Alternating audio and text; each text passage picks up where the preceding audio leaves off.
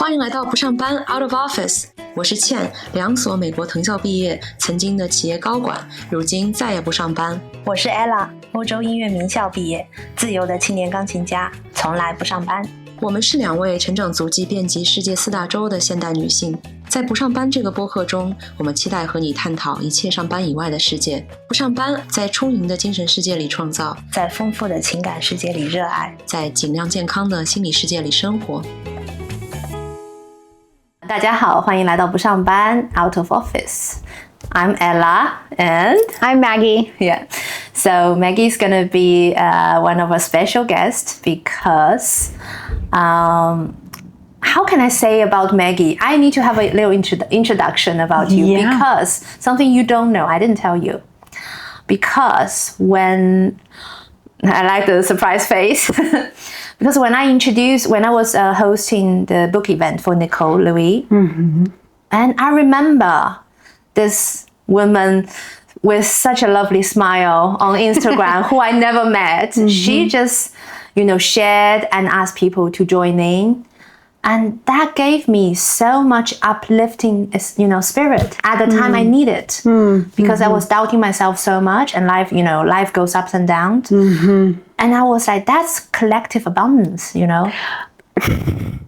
It's interesting you say that word. That is something that I connect to and resonate with and actually build a lot of my work on is collective abundance. That's so amazing because many people don't offer that. Yeah. Many people don't. And many people think that there's a scarcity, this pie, right? We are baking. And I tend to think the otherwise because I feel like I grew up in different culture. Everybody was, of course you meet bad people sometimes. Sure. But some culture, they gave you so much love and then unconditional acceptance. And does that count, right? That does count. It does. Yeah. And so for me, I think abundance, should be collective. And why some people are so, afraid to share that. And for me, it's very, difficult to understand. And then I was like, I need to meet someone, who really share this passion of collective abundance. That thinking that we can make the pie bigger because if we, believe in that, there's so much resource we can share with each other. Yes. And we help each other to grow, and especially in womanhood. Especially in womanhood. The world has been set up to keep us separated and pit us against each other and also make ourselves feel like crap. Yeah. Like we don't like ourselves. We're told the world doesn't like us, that we're not supposed to like each other. Yeah. And when we stop believing all of that, that pie goes from the size of the cookie to, this entire bake shop. Yeah. It's everything that we need. Yeah. And so I really thank you for that little gesture. And then I have to meet this woman. And we did. Yeah, we did. And she's also, Maggie's a therapist. Yes.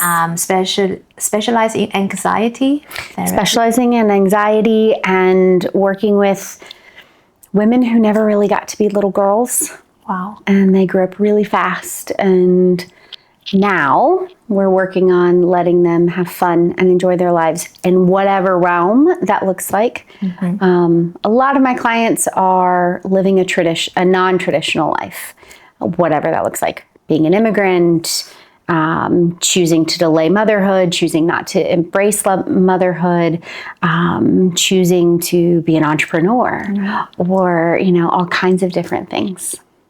And do you enjoy your work? Oh, I absolutely adore my work, and I adore the people that I work with. Yeah. I don't like the paperwork, but I don't know who would. So yeah, because it's for the administration, right? Yeah. But I think this is very important because now I think therapists can go into so many niche places that the traditional therapy cannot go into, like the modern therapist. Yeah. So it's important because sometimes we don't know what we need, and it's like sending you to a big general hospital, but you actually have, an eye problem, but you are queuing for the, in the wrong queue. Yeah, you're looking for the shoulder doc and you have an eye issue. Exactly. That's a really great way to put it. I always talk about, there's acronyms in therapy: CBT, DBT, ACT, EMDR, ART. There's all of these things. And it's like, if you're not in the business, you have no idea what those things mean. And you don't know how they're going to help you. And so, yeah, I'm an anxiety specialist for women who are what I think of as chronic overfunctioning. They're doing everything and afraid to put something down. So. Wow. And what is it like, being this kind of, specialized therapist? What is it like? It is a lot of moments of women going, huh. I mean, I know that doesn't say a lot, but for someone who, for these women who just their mind is constantly going, what's the to-do list? How do I get it done? Very much production focused, to sit back and take a moment and go, huh, let me think about that for me. That's so powerful, because that takes, for them, that means they're not focusing on somebody else. So that's hard. It's using your using your hospital analogy. She's standing in the shoulder line. She knows she needs to be in the eye line, but the person in front of her is struggling to walk. So she's walking him to the front of the line and losing her spot in her line. That's what she does. So the work with me is helping her know that it's okay if she helps this person find a way to walk on their own, and she goes and stands in line to take care of herself. Wow, that would, I think a lot of women wouldn't realize they have the choice, right? And once they had that aha moment, they probably need, I don't know, days to reflect on that. They're like, am I allowed to do that? Yeah, days, weeks, months, years. It can be a really big aha, because the term we use, responsible daughter, parentified daughter, it also is under the umbrella of eldest daughter, of this, I have a badge of honor. I'm the mature one. Wow. A lot of my clients, that's the biggest compliment that they got as a kid. I don't have to worry about her. She's so responsible. She's so mature for her age. She's like a little woman. She's already gonna, the 5-year-old who's gonna be a good mom, because she's taking care of things around the house. And so she grew up hearing that what she does for other people is her worth, instead of she's inherently worthy. She never had to earn it. And the world that she grew up in, whether a specific society, a specific culture, a specific family, taught her that she had to earn it. And that's the opposite of that collective abundance. That's the, I don't get anything. I have to give, and I have to give, and I have to give. And is there an end? Do you see someone who actually collapses because of this? Unfortunately, yes. These are the women that these are the women that historically would have been put in an asylum. Oh yeah. Because you and I are asylum type. we would be asylum buddies. Cheers to asylum buddies. And the witch hunt. Yeah. Look, I don't think I could be friends with anybody who wouldn't have been called a witch back in the day. I think those are some of the most fascinating people. But yes, women do collapse. That collapse looks like a mental breakdown, as some people say, but it's not as dramatic because she's not going to show anybody. So that mental breakdown is she's sobbing in her car when she gets out of work. And then she... Oh, okay. It's just like the movies, right? Yeah. Yeah. Yeah. Yeah. The number of times I've been told, oh, I reached out to you, Maggie, because I was on my phone sitting on the floor of my kitchen at 3 a.m. eating ice cream out of the carton, just sobbing and didn't know what to do. I've been told that multiple times in one form or another.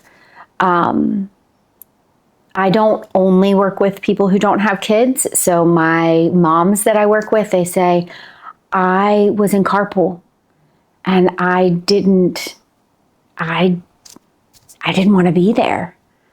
I didn't want to have to say hey to the other moms. I didn't want to sit in the line and listen to people honk their horns. There was just this, I've got to run. I've got to escape. And then feeling trapped because they're in the car about to go pick up their kids who they love. And other people have described the collapse as things like, I quit my job. The collapse is sometimes just they retreat inside themselves and they lose who they are. So they start to feel like a shell of who they are. That's the most common. The most common is, I'm not allowed to show anybody distress. So I'm just going to almost like internally melt. Yeah. And I walk around like a robot. That's the collapse. That's very crazy because I'm sure, you and I have some elements of that, even though, we don't talk about it. We haven't. Today we're going to talk about it. But let's just go back a little bit before. So to let our audience know what is definition of a responsible daughter. Yes. It is, there's not an official definition. So I'll kind of use the working definition that I talk with my clients. The responsible daughter is someone who grew up with I'm going to use a lot of jargon here. This is a lot of psychological therapy jargon. So just ask me to explain myself. Of course. Okay. In a environment where she had to become hyper independent because there was emotional unavailability or immaturity from her primary caregivers. And so that led her to being the one who had to parent herself and sometimes even parent siblings or even her parents. Yeah.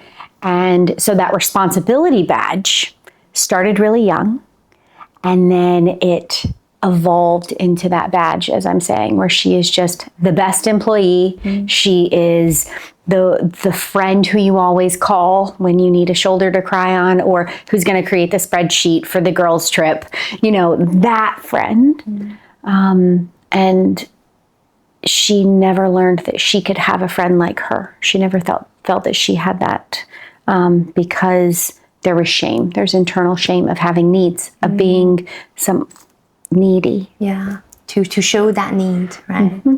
I think I can relate to that because I grew up in a very toxic family. My dad was super abusive, like physically abusive. As an only child, so I witnessed everything that happened. The shit happened in the family. Yeah. And I remember when I was start like you said 4, I was already wearing that badge because I couldn't take the unsafety feeling they provide. Because it was so chaotic. As a child, you want to have a stable family mood, right? The mood in the household has to be calm and stable. Yep. And I'm just, trying to dive into myself a little bit. Yeah. Maybe you give me a diagnosis. And so I had to become their parents. I had to be the one who, after, I remember when they had to fight, they throw dishes at each other. I mean, that was crazy. I was like, who does that? And I remember seeing in TV shows. Yeah. How did you respond? Did you hide or did you come in to diffuse? I interfere. I used the knife to threaten them. I went to the neighbor to, ask everybody to open their doors, like a crazy person. And then I remember holding their hands, just like, trying to calm them down. And I was a child, Yeah. And that's not your job. That was not my job, There's nobody protecting me. And then also in China, it was very taboo at the time to kind of interfere other people's business. So a lot of neighbors, even they know, they just don't want to, they feel like it's losing, we are, we're showing the shame that they don't want to see. They just kind of, looking away.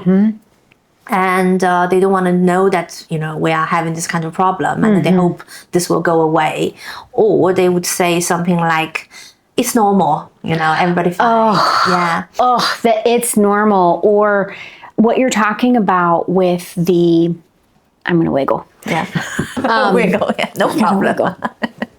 So what you're talking about with this like cultural part of we don't talk about it. Yeah. That can be an entire culture, like you're talking about, like the Chinese culture. It can also be the culture of a family. And in toxic, abusive families, there is we call it don't talk, don't trust, and don't feel. So you don't talk about what's happening in the household. You don't trust other people outside of the household, because if you trust them, you're going to tell them. Yeah. You can't talk about it. Yeah. You can't talk about it with others. You can't talk about it with people in the family. And then there's this piece, and this is where, to your point of connecting it to so many of us, is you can't feel. Because if you have an emotion, if you had walked into that room and cried, you didn't have you had adults in the room, you didn't have parents. This is something I talk to my clients about a lot. They were adults, they were above 18, but they were not your parent. They weren't parenting you in that moment. Wow, yeah. And so you had to be the parent. And yeah, that is a very common experience for the people that I work with. And it's much more common than anybody talks about, because you don't have, if there isn't physical abuse and there isn't plates being thrown, but there's yelling and there's, I'm feeling unsafe, it's hard to feel as if that's wrong or it's bad. It's just like, oh, my family's a little weird. It's a little dysfunctional, but who isn't? Yeah. And there's that normalization, that kind of just shove it under the rug. Exactly, yeah. Because there's a huge elephant in the room. They just don't want to see it.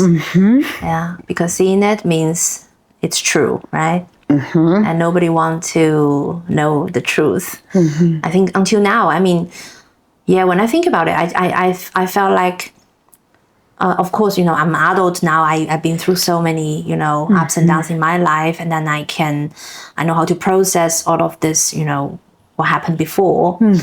And but of course, it does, haunt you from time to time. It does come and bite you a little bit. Like, see, hey, are you okay?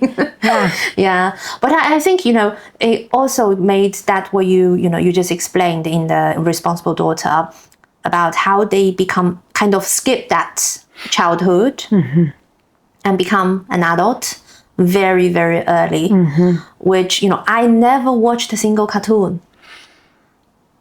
Yeah, like animation. First, of course, I was, in a very, pianistic, very demanding in the school. But the second is because they took away something that I felt like cartoon was so unrelated to me. So it's more like, that's not what happened. And there's no, Snow White kissing with the prince, Yeah, there's not a happily ever after. There's not laughing and joking. Exactly, yeah. And then, so I always wanted to be somebody else's daughter. Yeah, I always was like, oh my God, their family is amazing. Please adopt me now. Yes. And for women who have, that is not an uncommon thought. Okay. And it is one of those things where it's like, oh, other people don't want to be adopted by their friends' parents. And it boggles people's minds because it's so commonplace, right? To be like, hey, Susan, can you bring me home? Yeah. Will your parents take me? Yeah. Like, is it fine? But no, other people don't think that way when they don't have that weight on their shoulders. Because not only were you, using your example, you're living in trauma, you're living in dysfunction, and then you're having to pretend that you're not.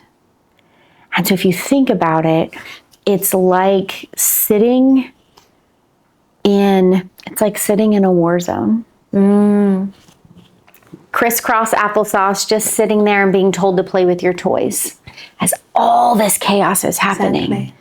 And then if something falls over in front of you, you're supposed to clean it up, pretend it never happened, and go back to playing with your toys. And for you, that was, I don't watch cartoons because I don't relate. For other people, it was, okay, I'm going to read, I'm going to hide away. I'm going to work really hard. I'm going to get the best grades. I'm going to be valedictorian, all of that kind of stuff. So there were two types. So one is confront, be the adult, like to interfere, be the ambassador of peace. And there's another type who just hide away, just do their own stuff. Wow. And so that would not be considered your responsible daughter. That would be what we call a scapegoat. So the parents would then look at that kid and go, you're the problem. And then that kid's going to feel like the problem. And as an attempt to overcome being the problem, even though mom and dad or mom or dad are the problem, then they attempt to overcome it. And they attempt to find a way to soothe their own emotions. So sometimes that's in what's considered acceptable ways. They throw themselves into art. They throw themselves into school. They throw themselves into staying busy. Sometimes it's through unacceptable things like acting out, using substances, sneaking out, all that kind of stuff. Okay. Who didn't get everything together. Okay, so I guess I'm the lucky one, and still, trying to find a way through that chaotic jungle, I would call it. But how, as any, responsible daughters, I'm sure there's so many of us. Hundreds of millions of us who would identify with this, symptoms, right? And how are they doing now? If you could share some of your, examples. Depends on what you mean by now. How are they doing after therapy, or how are they doing as an adult? In general. Yeah. Are they like any very, successful example that they become like a super achiever, and then they become very serial entrepreneurs, CEOs or C-suite level people. They're, I think I mentioned, they're the best employee because there is not a task that you can give the responsible parentified daughter that she's going to go, oh no, that's too much for me, because that's a shameful thing. I can handle it. I'll get it done. So they're working really, really hard and feeling zero appreciation for it, or very little appreciation for it. They are often constantly looking at ways to prevent burnout, even though they are burned the F out. And they are often one of two things when it comes to relationships.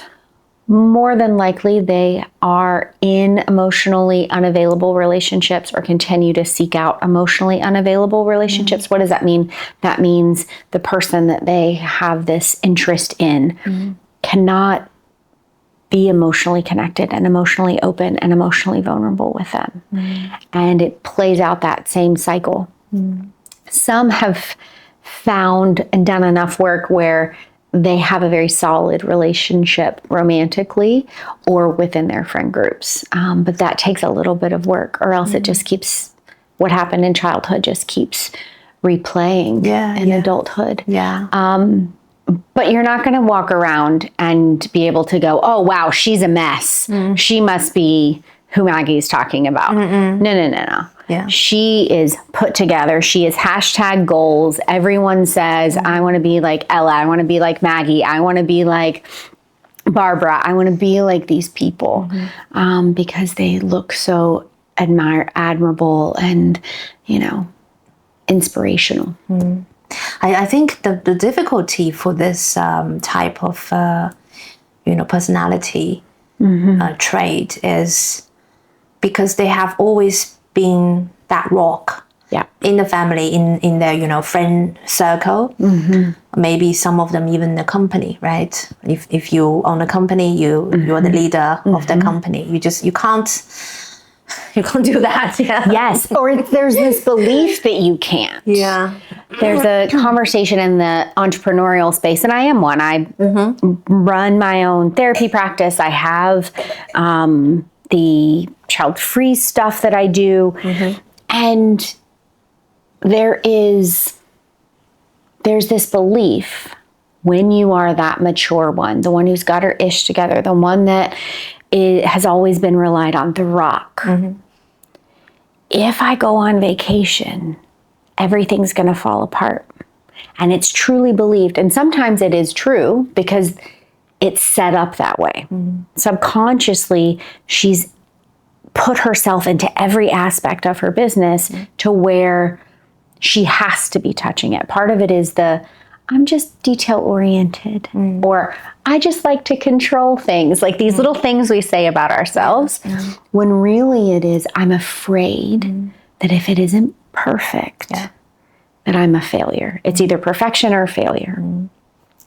And so when I work with my clients who are entrepreneurs, we're working on being able to delegate, being able to recognize that your employees are not going to live and breathe and bleed your company the way that you do. Yeah. And that's totally fine.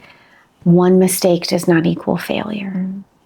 Those kinds of things. Yeah. So, yeah. And even with the employees, it's also I'm thinking of a couple of clients of mine.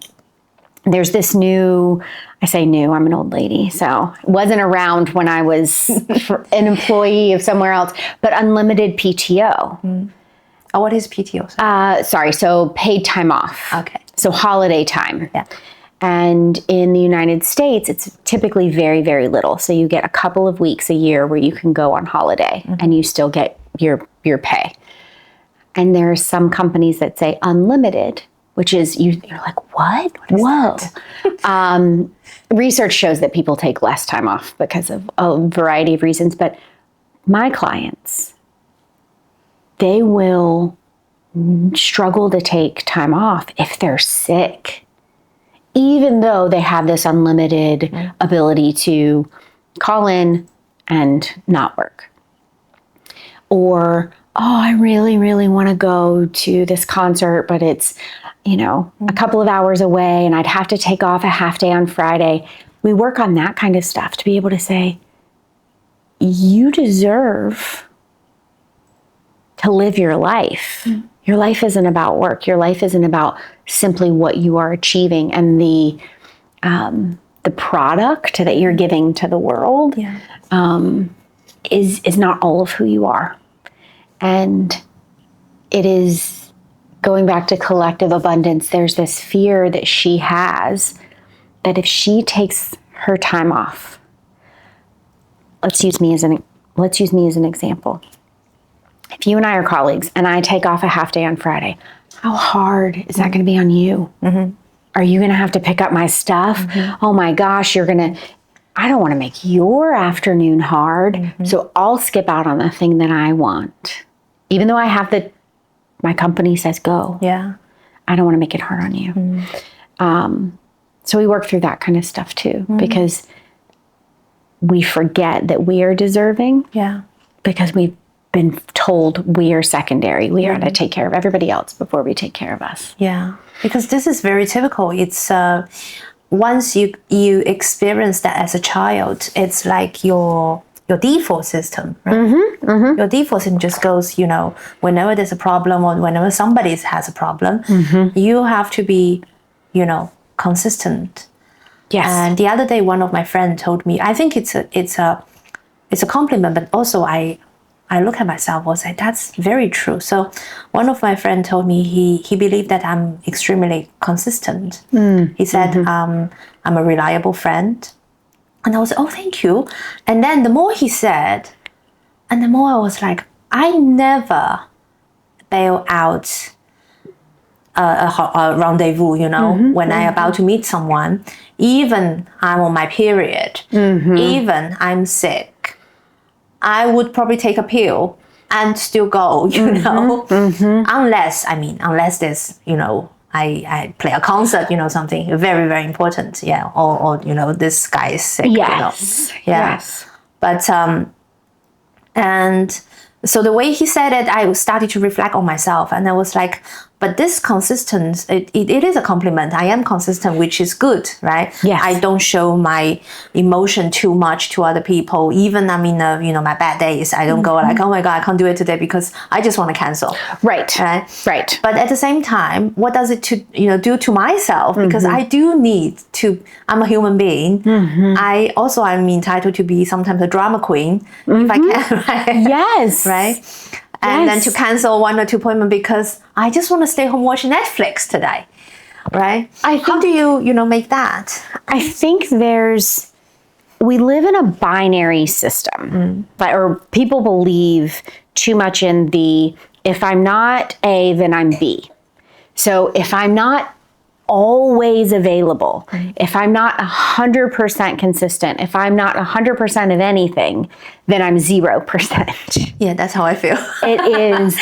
So we call that black and white thinking or all or nothing thinking. Yeah. And what I talk a lot about is we've got to find the rainbow between black and white and get really comfortable living in the blues and the greens and the oranges and the reds. I know a lot of people talk about the gray. The gray is, it's fine. Yeah, it's fine. Yeah. But I'd much rather live in greens and yellows and all of that, because that is about everything is going to be different. There is nuance. And talking about myself and you and the women that I work with, our stories have so much overlap, but they're also very unique. And the nuance that makes my story different than yours, when we live in that all or nothing, someone can say, well, Ella and Maggie aren't the same, which completely unrelated is very hard for me because Ella and Maggie are the same because I am Ella and also Maggie, but that is neither here nor there. Yeah, I remember that. But so it is wild to talk to another Ella and not be talking to myself. But so many people can get to this point of saying, well, Ella and Maggie aren't the same. And it's like, of course we're not.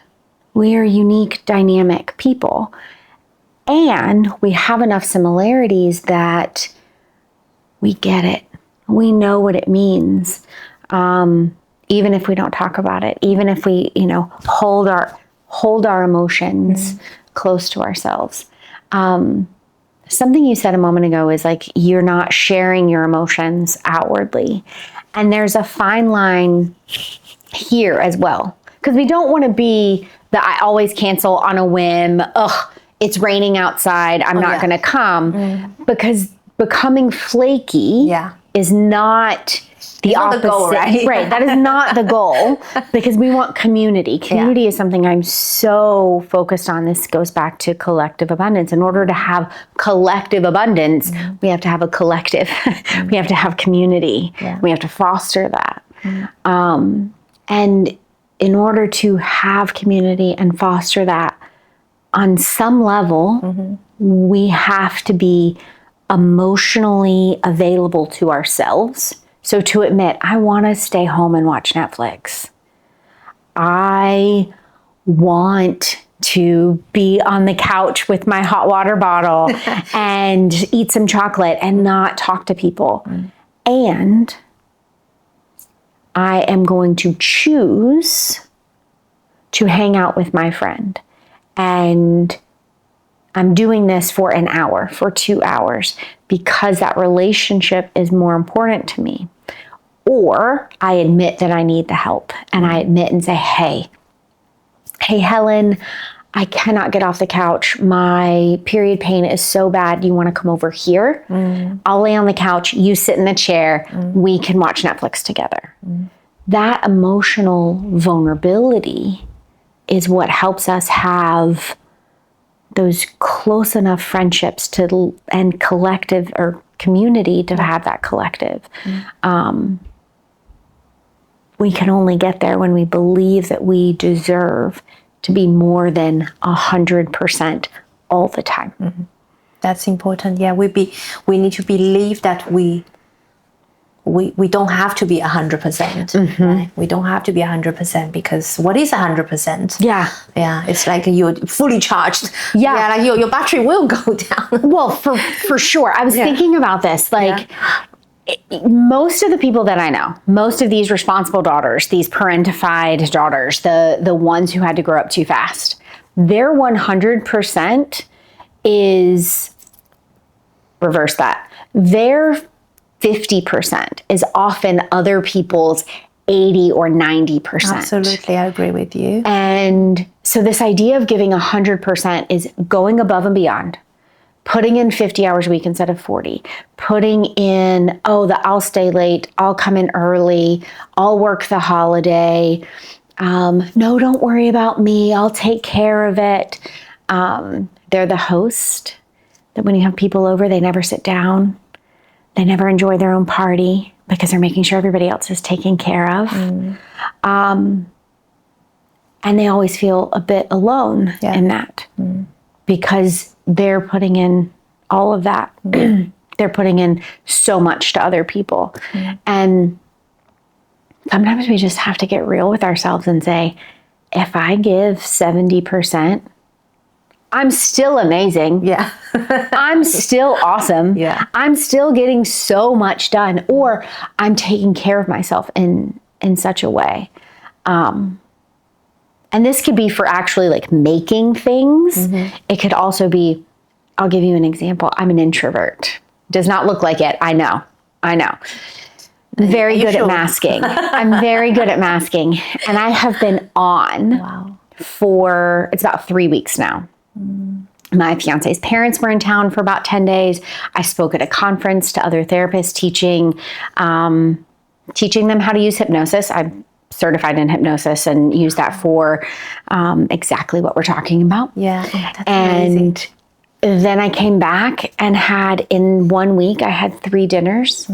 And I am here with you, and I'm playing paddle later this week, and I have 2 dinners later this week. It's Tuesday. Yeah. Like all of that is still left in this week. Yeah. And then you run 2 groups. And then I run 2 groups and I'm seeing my clients. So I'm doing the 100%. Like I'm putting in the 100%.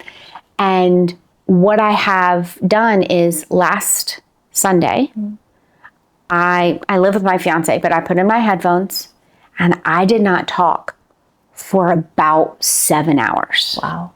I read my book, we did some laundry, we filed the dog's nails, but I did it without having to have conversation. This Saturday, he is going to his volunteer activities, and I'm not talking to a soul. That is because I have to admit I need that.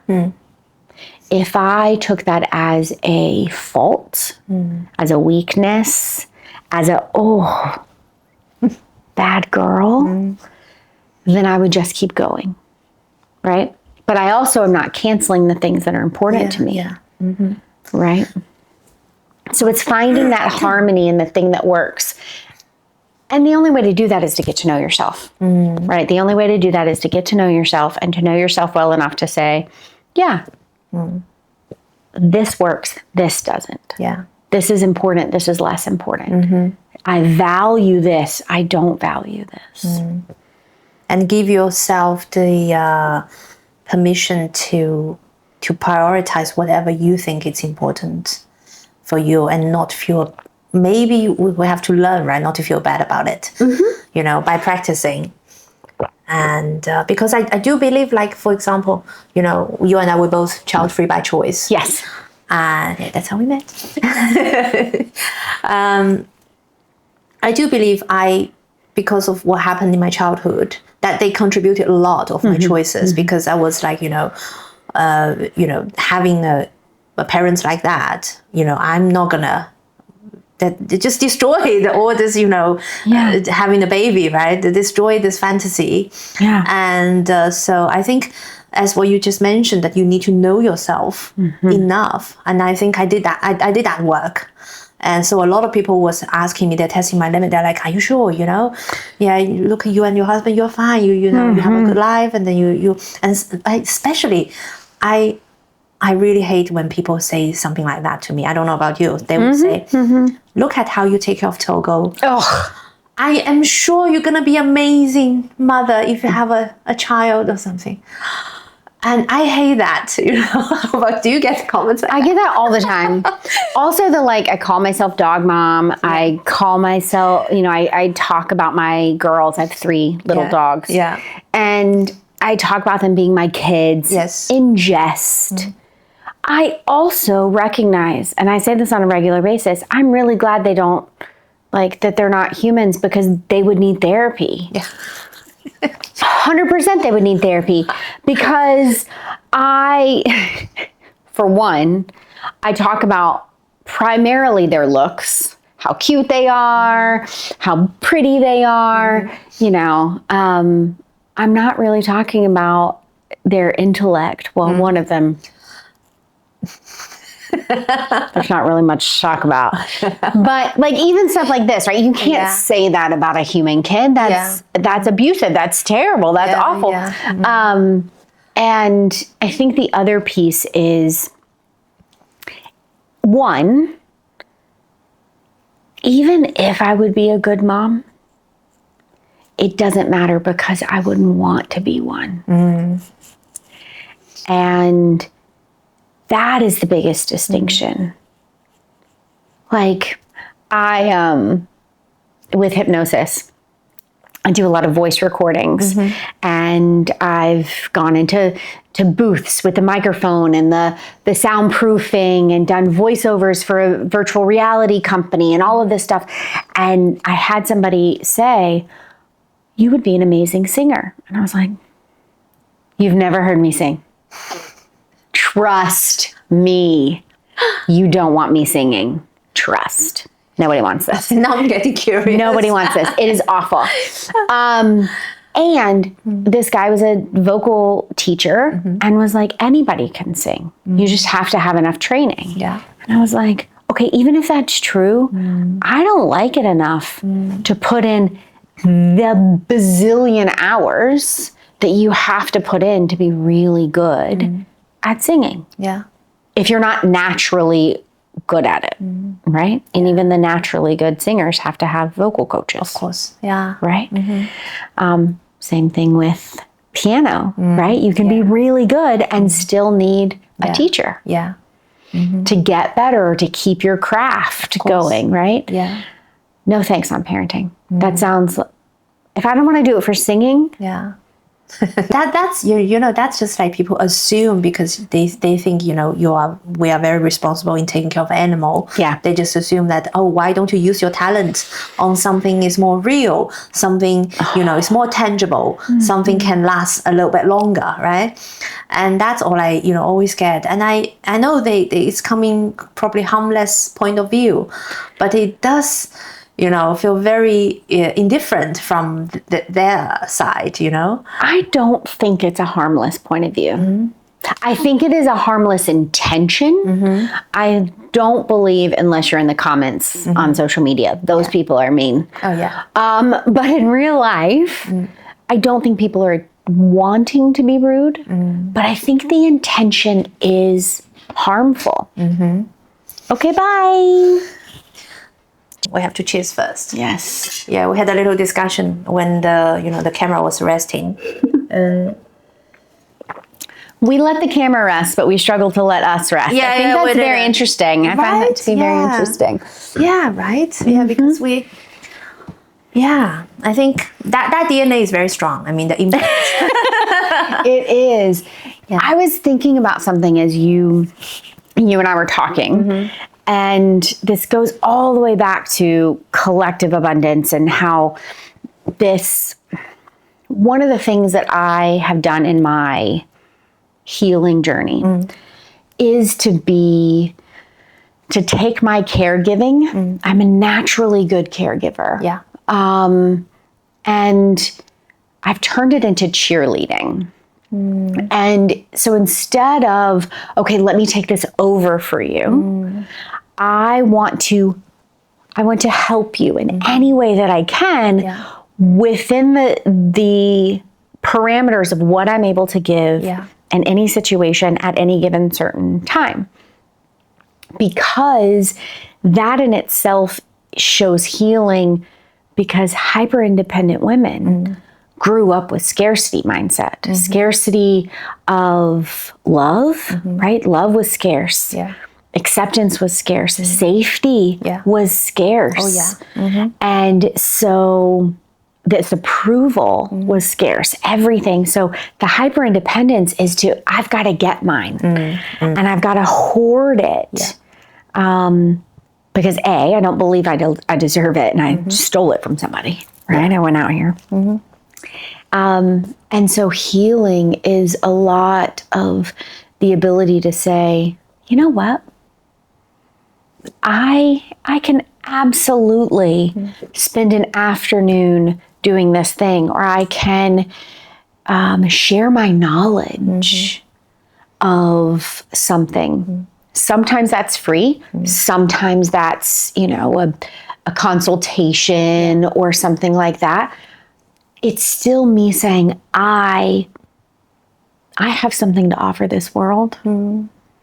And I can offer it freely instead of feeling obligated to give it, or I'm bad. Yeah. And that distinction is so real because one is scarcity. One is I have to do this for love and attention. Or the other is I'm choosing to do this because I have my own self-worth. Yeah. And that's a big difference. And so my brain was noodling on that when we were talking. But that's actually also, that made me, think about, I feel like even in friendship, I tend to attract friends that they are kind of relying on me in so many ways. What you just said, I started to think about, I started to draw the line. So I used to be this provider in friendship that even you can Google it. They're going to ask me, for example, I'm coming to see you. Where can I buy the train ticket? You search online, right? Or you go to the train station. And once you tell them that, they're going to, which one should I get, and how many hours is, the journey. I'm just giving an example. Right, exactly. It's these things of someone turns off their brain and says, hey, Ella, give me your brain. Exactly. Yeah. Yeah. Who doesn't want to use their brain at all. Yeah. And I felt like I attracted, some friends. They're very nice people. Of course. Lovely people. Of course. But it's just like they're so dependent on me. And then I just made my life so hard because, those things you can Google as any adult human being. Now you have AI. Well, yes. And I mean, let's just be real. AI was completely made by men because it has the audacity to believe it's right all the time, and it is not. But I digress. It makes me think about, a minute ago we started talking about how we connected from the child-free community. Yeah.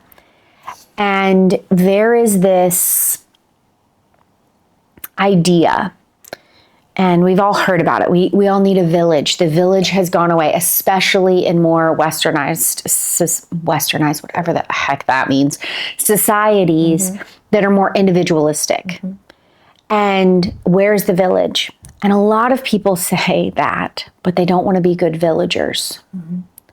So what they want is a village around them, supporting them. Yeah. And that's not what a village is.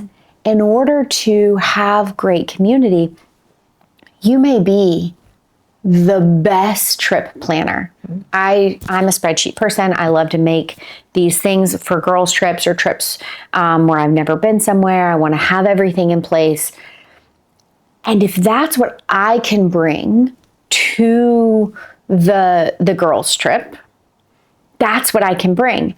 I also can't be the person who is doing all the other aspects. Right? Is someone better at finding rental cars? Then that's what they do versus me having to do that. Everybody puts in their little bit. And in the child-free community, often responsible daughters are so good at showing up for others and that they forget to even ask, are other people showing up for me? They love showing up for their mom friends or they love showing up for their other friends, They struggle to ask for assistance, accept assistance, and even admit to themselves that they need it because they're so tough and so strong. And that can build resentments in friendships because it's I'm everybody's rock, but I don't have a rock. I'm everybody's go-to person. I'm everybody's Google. Yeah. But I don't have one.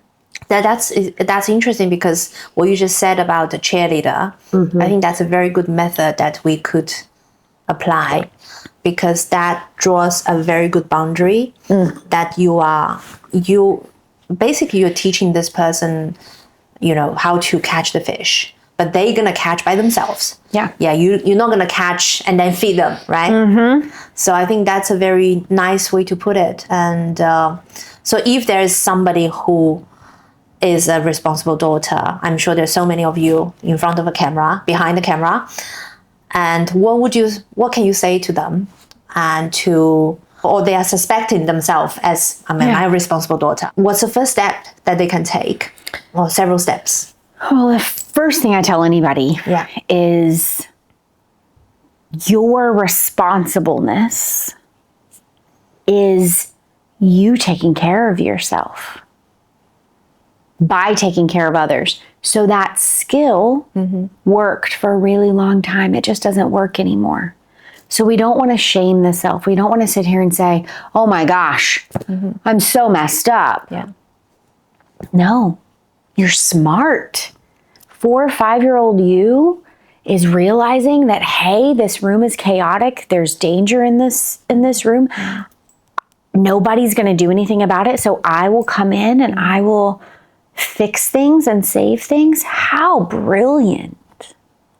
And so it starts there. It starts with being able to have self-compassion enough to go, yes, and yes, I can have some things about me that aren't working anymore, and I can still be incredible and smart and successful, and I can learn to love myself fully. Once someone is able to say, okay, there are some pieces about me that I'm not super fan of or that aren't sustainable. I use that all the time in my work. Is this sustainable? Is this behavior sustainable? Because some people say, well, I'm checking all the boxes, but it's how I got to be where I am today. I wouldn't have the successful business. I wouldn't be a C-suite level employee. I wouldn't be, top 40 under 40, like whatever it is without this ambition and this, responsibility. So it's saying, I can still be that person without feeling as if I have to be that person to be loved. So some acknowledgement, some recognition. And then I tell people to find 2 things in any order that you want. The first one I think is a little easier, which is therapy. I am biased. I mean, I'm a therapist. Come on now. The reason is it is a required safe space. Your therapist is required to keep your secrets. Your therapist is trained and is coming in non-judgmental and can hold some of that heaviness for you. And it's small enough of an environment, whether it's virtual or it's here just sitting across from each other. And that can help the responsible daughter feel okay saying, I'm mad at my boss. I'm starting to get resentful of my friend. I don't think my partner is picking up enough around the house, whatever it happens to be. And get comfortable doing that. And that helps her find friends, find community, find the people in her life that are fostering this new version of herself without activating her wounds. So these wounds we've talked about, we've used the big broad terms of emotionally unavailable parents and emotionally immature parents. But there's also a term that I I can't remember the name of the author, but the book is called Mother Hunger. And Kelly something or other. It's in that book, she talks about exactly what you and I are talking about. And it's hard to find friendships when every major relationship in your life has been lacking in some way. Whether because there's a physical absence, mom passed away, mom works 70 hours a week just to put food on the table, or mom herself is a responsible daughter and works 70 hours a week for her own needs. Or she happens to be emotionally immature and isn't able to receive you. So that can play out in friendships, as I mentioned before. So the steps are realize you're not broken. You're not messed up. You had some skills and it's time for an update. It's almost like you're getting on the internet. We're getting on the computer with MS-DOS and here we are with, the current technology and AI. Like it's just time for an update. Let's just update the wiring of the brain. So that you can find a community. And then to me, community is the most important. That may lead to romantic partnerships. It may not. Community is where everything comes back to. Because it's what you can be supported. Your idea can flow, that people are not going to think, you're strange. And then being in the wrong community, it's also a very difficult situation. And also sometimes people in the wrong community, they don't know they're in the wrong community and then they don't feel fully accepted. And so I'm so grateful that you create this child-free community. It's a space where people get to be themselves without having to defend themselves. But still, there's so many articles that we share in this community. It's weird for us to share online, right? So that's what we share with each other. We're like, read it and then I'm going to forward it to somebody else. You know?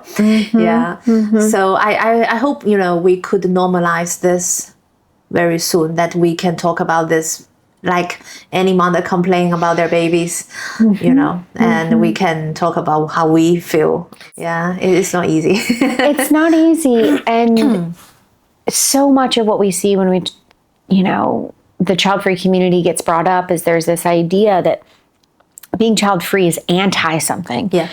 Being child-free is pro-me. It is recognizing that I joked earlier that maybe I would have been a good mom, but I wouldn't want to be one. I don't think I would be a good mom because I wouldn't want to be one. And I would be at risk of perpetuating the cycle of emotional unavailability.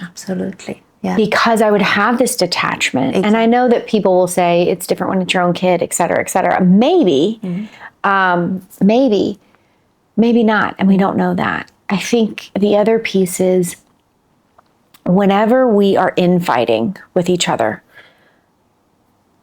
somebody who is child-free, somebody who is childless, somebody who is a pre-parent, somebody who is a parent, and we're all just, What we're missing is the fact that if we were to get together, the pie gets bigger. Because we're taking that pie from all of the places that benefit from our infighting. There are people who benefit from my suffering and from your suffering. Those can be people in our direct lives. I have an example. One of the fancy therapy words is called codependency. And codependency is not exactly what it sounds like. It's not like two people codependent on one another. It's that one person is co-regulating. So what that means is if you're in distress, I'm in distress. So I have to make you feel better so that then I feel better. I don't know how to know how to soothe myself. I only know how to soothe externally, and that makes me feel safe. My codependency was really ramped up because of a previous romantic relationship that I was in, and that bled into my job. And I was overgiving, overpromising, accepting the overpromises. I think that there was some codependency within multiple members of that business, and we're all just not being our healthiest self. And I had to just walk away. I had to do that collapse you were talking about, because if I didn't, then I was at risk of becoming somebody I didn't want to be. Signing up for things I didn't want to sign up for. Being in a type of environment I didn't want to be in. And we can only do that when we recognize that I am going to be okay. Yeah. Even if I make somebody disappointed in me or mad or hurt. Yeah. That's very powerful, because I think knowing yourself takes so much courage. Because you need to, you will definitely disappoint several people, more than that, maybe a community or a generation, you know? Yeah, I remember I was discussing with one of my other child-free friend about this, you know. She also receiving a lot of comments about her lifestyle, because she has she goes skiing, she's also a wonderful musician, and then she has the money to spend on herself. Yeah. And of course, some people are not happy to see that, because she's always online, she's showing off. She said, why can't I show off? Why can't I? I made those money. I didn't steal them. I didn't, you know. Because she is healing herself from her trauma. She has to spend so much money, so much time, energy to heal this ongoing trauma that's created by her parents. And she said, I just don't have the time to take care of another baby. Yeah, because you spend all your energy, and then it's unfair, you know. Think about that. As she said, I'm a very, you know, she called herself a saint, but not, you know, not in a bad way. Yeah. She said, you should thank me for society should thank her to have people like her, because you know yourself, you know your limit. This is my limit. I'm not gonna go over the limit just to bring another, you know, human being into this world. Because everybody will be happy, like, oh, she's being a good human being, you know. She's being a good girl. Yeah, a good girl. Yeah, and that's fulfilled her journey or something. Yeah, I think that's part of why I want to work with child-free women. I don't do it solely, and I don't only work with women, but primarily it's child-free women, and it's because it's so hard sometimes for child-free women to talk about trauma, to talk about having a hard time, because your friend who's going skiing and is spending her money that she earned, right? And she's getting all this flack for it. Well, forbid, you know, the deities above forbid she say, oh, I'm having a hard day. I'm tired. I'm overwhelmed. I'm overworked. Or talk about having a complicated relationship with her own mother. Someone will point at that and go, you're not allowed to be tired. You're not allowed to be overwhelmed. You don't know what, you know, sadness and loneliness and any of that is. You have no idea. Or if she were to say, yeah, I had a hard time. I had a hard childhood. People will go, well, that's what's wrong. That's why you chose to be child-free. You're broken. And it's like, no, I had a difficult childhood, or I had a great childhood that was missing some key pieces. And this is important, that a lot of the people that I work with, they don't look at their childhood poorly. They look at their childhood and say it was pretty good. Because they normalized the fact that there were only adults in the room, there weren't parents. And so it's hard to go, I wish I would have had a different experience. I needed more because of the fear of the backlash. So having a therapist who is child-free yourself is so helpful. Yeah, absolutely. Because it's that built-in community. It's the built-in, I get it. Without someone glossing over the feelings that your friend had, right? And being able to go, yeah, I get that. I get how people can be. Yeah, I think, what you mentioned about, we were talking about mother hunger earlier. I think a lot of people get this, confused idea about this definition. So if I read the definition from the author. Yes. And so mother hunger describes a deep, often wordless emptiness in adult daughters stemming from unmet needs for maternal love. And it's not about blaming mothers, but understanding that a mother can only give what she has, often shaped by her own upbringing and the cultural pressures. Yeah. I think that this speaks a whole generation from all parts of the world. Yeah. And some I think in my culture, in Chinese culture, many people think, oh, this is very Eastern. But it's everywhere, because I think what a mother can, we talk about generational trauma. So a mother who cannot give everything, and then she chose to have a child, or sometimes more than one or two or three. And imagine that consequence, Right. I have someone who lived very close to me, and she doesn't watch the show, so I can talk about it. She had a baby with this guy, and whenever I see her, of course she loves her child so much. Yes. And her daughter is adorable, and then she's like, I'm so tired. And that's the thing that I hear from her every day when I say hello to her. And that's the first thing she would tell me. I'm so tired. And of course I get it. Yeah, you're tired. You're allowed to say that. You should say out loud. And one day she told me that her partner hasn't had a job for more than a year and a half. Oh, okay. So she's the one who was working, who was bringing the money on the table, buying the bread. And her partner, who is also a very nice guy, happened to be always talking to me, Yeah. and always saying hello, and also complaining about how dirty the house is, how messy, And then guess what? I don't know why. And a few months ago, she was wearing a huge coat to hide her baby bump because she's pregnant again. And then when she saw me, her eyes gave me this horror look. Yeah. And then I don't know what to say to her, because I feel her, I feel her as a woman. I feel her. Yeah. It feels like it's not her choice. Right. And also many countries are not so pro-abortion.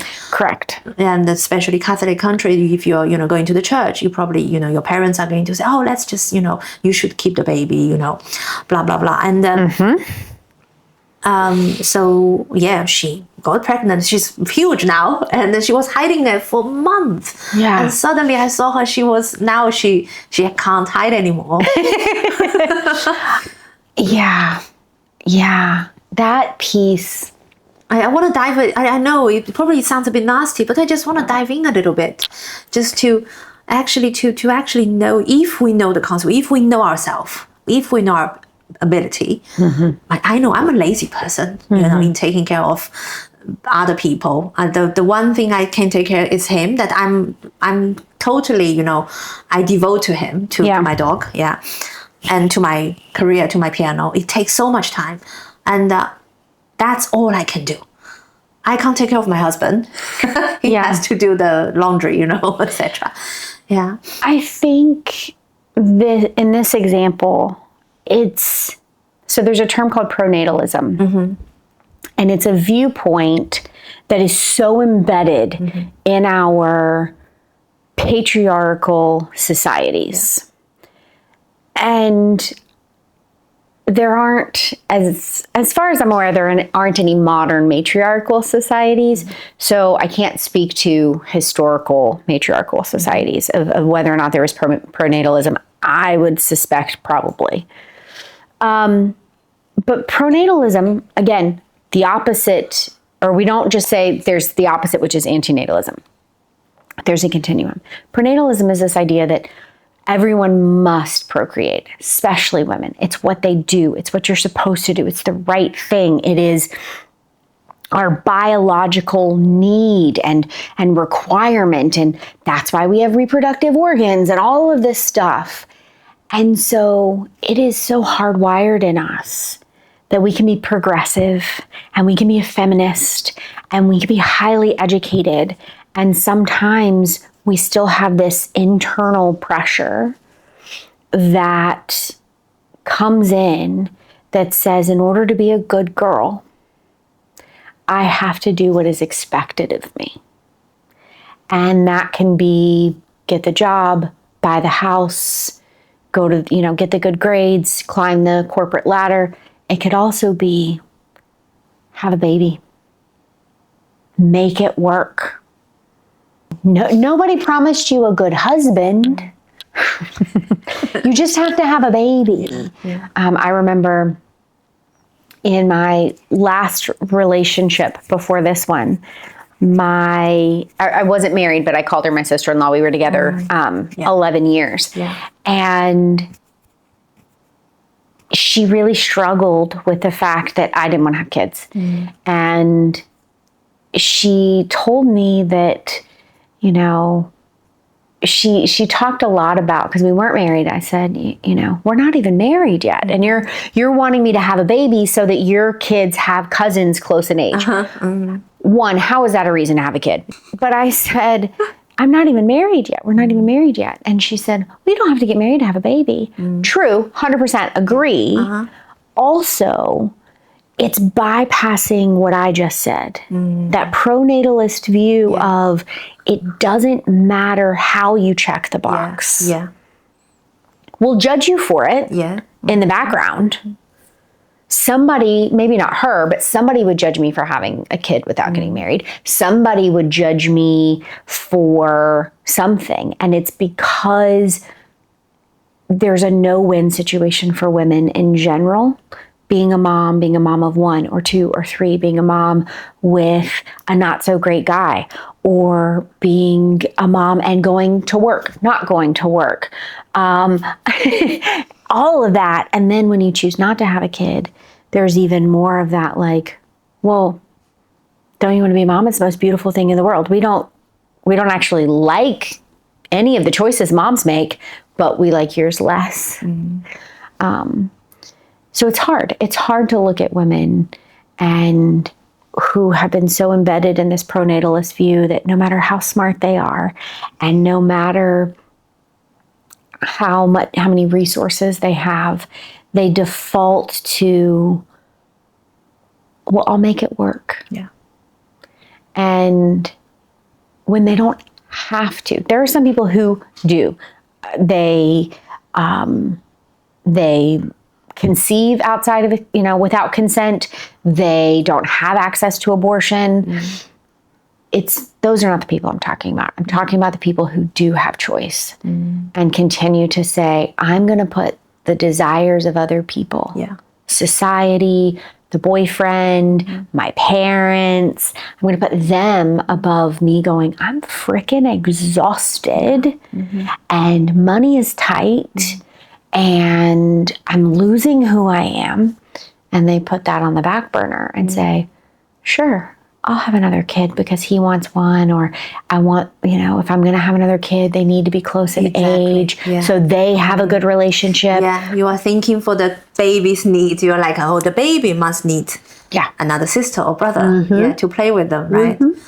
Yeah, it's just so, it puzzles me so much. And I know I can't speak for everyone. And, but I'm just, thinking about this human consciousness when we, how much do we evolve? Do we need to evolve to completely taking the charge of our, own desire? Like we can completely choose exactly what we want, like we're choosing what we want to eat, tonight, right? And what we don't want.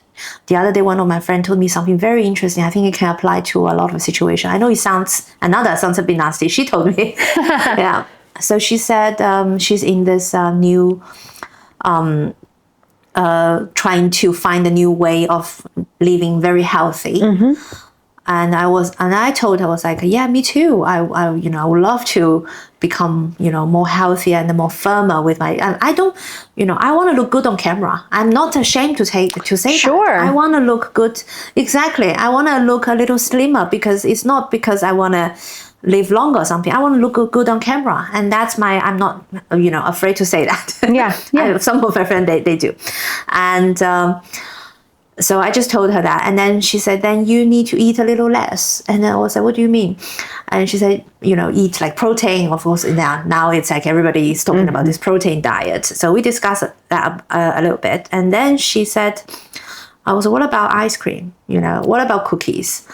And then she said something so interesting. And she said, you can still have them. Have one bite. And I was like, what about the rest? Give it to someone else or throw it away. I was like, what? And then she's actually teaching her daughter how to do that, to take completely, you are responsible for your own choice. If you don't want to eat one more bite, don't put that in your body. If you don't want to know this person, don't force yourself to know this person. And it's kind of liberating in a way. I'm still trying to digest that thought, because wasting food is not in my family, you know, and it's not in my culture. And I was like, you just encouraged your friend to waste food. She said, because you want that bite, and you are allowed to have that bite. And then so I'm still, but I think we can apply this to a lot of situations in life. Like when we're facing different choices, when we're facing difficult choices, like which one do we really go to? Yeah. And knowing ourselves enough to just take that and then forget about the rest. Or just, Yeah, the labels are what get us so wrapped up. Like the word or the phrase mother hunger, right? So many people get so defensive because there's the word mother in it. Yeah. And we'll come back to that defensiveness, but even the way that we label things. So I don't use the term eldest daughter because most of my clients aren't eldest daughters. They're middle children. They are only children. Yeah. It's this, I'm a youngest. Yeah. It's the role we were put into, not necessarily the birth order. Yeah. But when we hear eldest daughter, someone's going to go, oh, that's not me. And they won't hear the definition. If they hear mother hunger, there's going to be a defensiveness that comes up. So if someone hears I'm on a diet, or I am wanting to lose weight, I'm wanting to be slimmer, I'm wanting to do this, they hear the title, they hear the label, and don't focus on what is the intent, what is the definition underneath it. And these labels get us so stuck in that all or nothing, right? I'm on a diet. I'm going to, no cookies, no wine, none of that, because I'm on this diet. So I have to be all in, eat what the people, whoever the people are, say. Or now I'm just eating all the cookies and drinking all the wine and all the bad foods, whatever those happen to be. Instead of, and I saw this on social media and I really liked it. It was the idea of, many people say they couldn't go vegan except for bacon or for cheese. So be vegan except for bacon or for cheese. Because the intention, I call myself a pescatarian, but I don't like fish. So I'm really a vegetarian. And I cook vegan most nights because it's easiest. Because you can turn silken tofu into like a great sauce and, it's great. Yes. Right? Yeah. I don't have to have creams. I don't have to have whatever. But I don't get stuck on it. Yeah. I had butter on my toast. Okay. Yeah. I don't have to go, ooh, I wasn't vegan, or, ooh, I had some sushi, so I'm not a vegetarian. It's, okay, going back to both and. I can have mother hunger and have a good relationship with my mom. Or I can have a decent relationship with my mom. I can be the responsible, hyper-independent woman and crave connection and want somebody to take care of me. I can have both of these things. I can have the bite of the cookie and still be on a diet. We can still fulfill our yearnings, right? Yeah. And everybody has this desire. Yeah. And I have never seen anyone who, even I don't care how successful they are, they're billionaires and they still have that desire, trying to be a little girl or a boy, And it's nothing wrong with that. And I think that's what you just talked about, that's labeling, trying to, okay, if you belong to this category, you shouldn't belong there. What are you doing here, right? Yes. Yeah, your finger cannot stick out. Oh, Yeah. exactly. The number of, I think about this from a therapy point of view, people, because I talk a lot about childhood, because it's the foundation. Everything that I do today helps shape me for tomorrow. That means every yesterday I've had has shaped me to be the person I am. So a lot of people struggle with the, I had a good childhood. How could I go to therapy? What am I going to talk about? Or how could I have mother hunger and still have a relationship with my mom? And I think it's because we don't read the definition, which says basically, however my mother showed up, giving the best that she had, it wasn't what I needed. Okay. That makes so much sense. Yeah. I can believe that. I can own that. I can say this is not a mother thing. This is a woman who had not enough herself. So she didn't have enough to give. So I didn't receive what I needed. Yeah.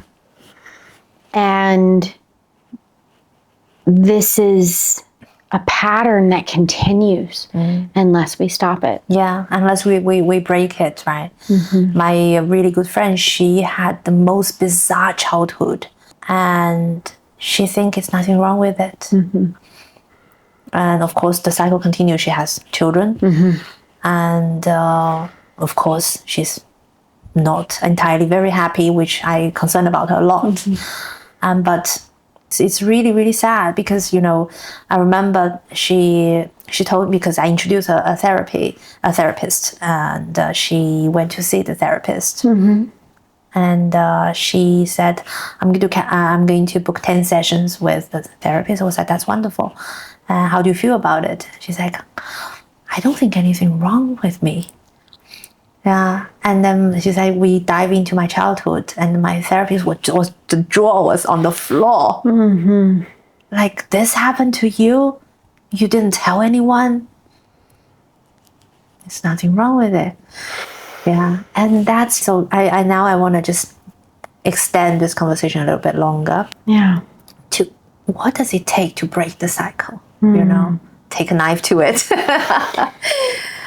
Courage. It takes a lot of courage, because breaking the cycle is not about changing the cycle. It's taking a baseball bat to the glass and shattering it and starting something fresh. So it takes courage. It takes patience. It takes support, whether that's support of a therapist. It's great if there's a therapist and a friend, a romantic partner. And some people don't have more than only the therapist at the beginning, and that's okay. But courage, patience, and support, because thinking of your friend giving 10 sessions to the therapist, I have a previous client from years back who's given me permission, and everything I've ever done, she's like, use my story. I'm like, okay. The first time I met her, she said, I can do 3 sessions. 3. The first one is get to know you. Yeah. Tell me your story. Yeah. And most of the people that I work with are similar to your friend, of everyone around them would go, oh, wow, that's pretty effed up what happened. And they're like, what are you talking about? That was a Tuesday. That happens all the time. It's just another Tuesday. Right? I'm fine. I'm fine. Yeah. And that was her story. It was, I have this very specific goal. I want to meet this very specific goal. I think we can get there in 3 sessions. Talk about hyper independent, like overachiever, right? Like, we can do this in 3 sessions, no problem, right? I'm smart enough. I got this. And I ended up seeing her weekly for 5 years because we reached the first goal, and she goes, "Whoa, I was able to do that." And that started to crack open. This is where the patience comes in, because it's not about, okay, you break the cycle. The first part is you got to recognize there is a cycle. How do you stop the cycle, jump off of it, create a new one, jump on that, and start spinning? Yeah. Like, there's all these different steps. Not everybody's in therapy for 5 years. She was one of my longer term patients, but clients, but it just takes courage. A lot of people wait till they're ready. A lot of people wait until things are bad enough. I tell everybody, you do not want to go to therapy when you're in crisis. You don't want to wait till you're in crisis.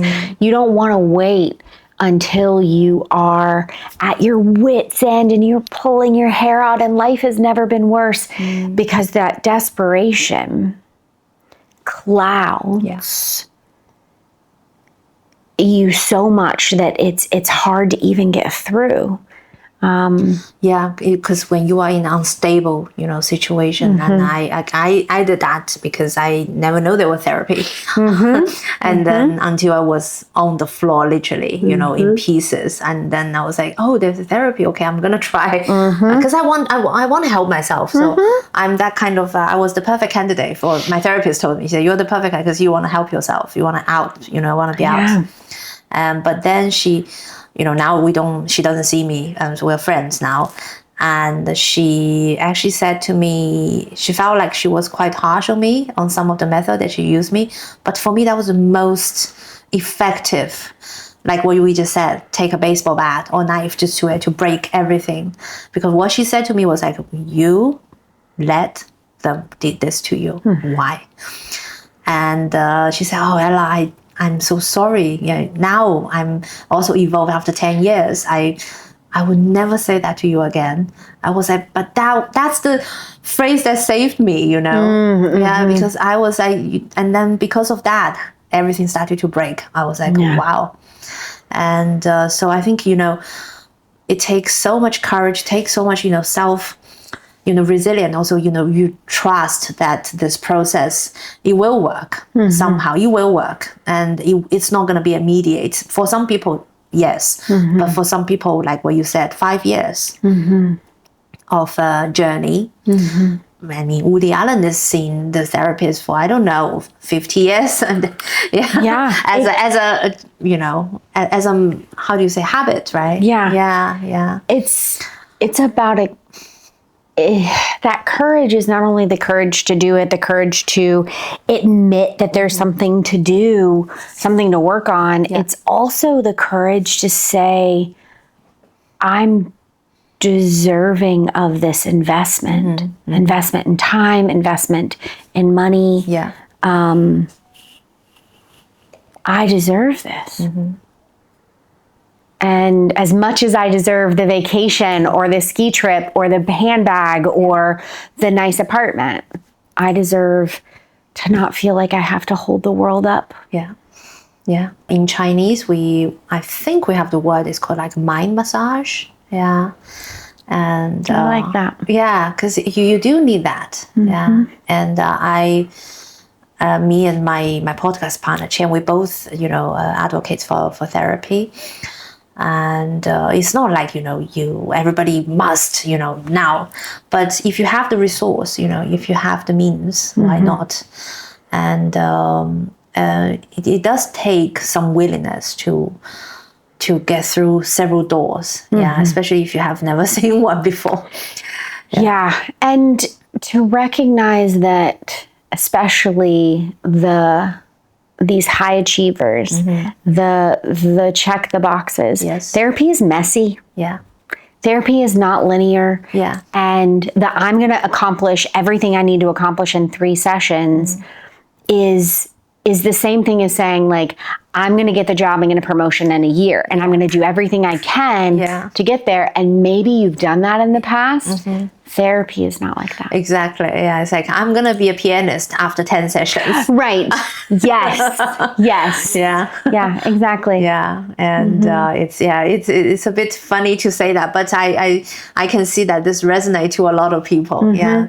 Because some people, some of my friends, they really don't want to show this vulnerable side of them because it's so uncomfortable, because they have never been in that situation with themselves before, and how can they even talk about this to other people, right? Yeah. And I think that's why vulnerability is so highly regarded now, because it's kind of act of strength, and also your integrity, and you see people who willing to share. Yeah. Of course you trust their story, because they instantly give you this what is hiding inside their heart, and then they show you part of who they are. Yeah. And I think it's so beautiful. Yeah. Yeah, I agree. And we are towards the end. We're towards the end. Yeah, and it's very late. We had such a nice day. We can go on for We could go on, but I think I think there's a limit on how long these can be, right? So yeah, and so I'm so thankful to Maggie. And where can everybody find you? I think the easiest way is on Instagram. If you're already on social media, it's at Maggie Gets Real, REAL, or you can just go to my website, MaggieDickens.com. We're gonna put everything in the box below. Yeah. So now I'm experienced YouTuber, so I'm just like, go to the box. Go to the box. Yeah. Before I was like, what's your email address? I understand. Yeah, but we're going to put your email. It's a journey. Yeah, we're going to put your email address below. Perfect. Also. Yeah. Thank you so much. Thank you. And for everyone who liked this episode, please give a thumb up and please share. And really, really, we thank Maggie for her time. And if it's not the time, we can go on for ages. She has to walk her dog. I have to walk Togo too. Yes, yes. Yeah, and we have to finish the wine. Thank you so much. Thank you. Yeah, and thank you, everyone. See you next time. Bye-bye.